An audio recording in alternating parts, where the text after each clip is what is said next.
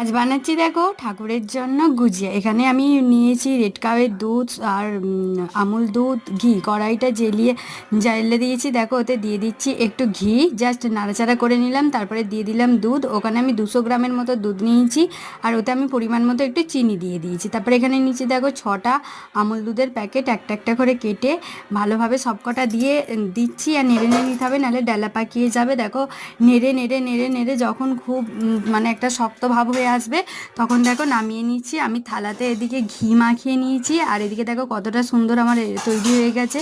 ঘিটা মাখিয়ে নিয়ে ওটা আমি ঢেলে নিলাম। হালকা উষ্ণ থাকতে থাকতেই ওটা মাখতে হবে, নাহলে শক্তভাত হয়ে যাবে। দেখো গরম খুব, আমি তাতেই মাখিয়ে নিচ্ছি। দেখো ভালোভাবে ওটাকে আমার মাখানো হয়ে গেছে।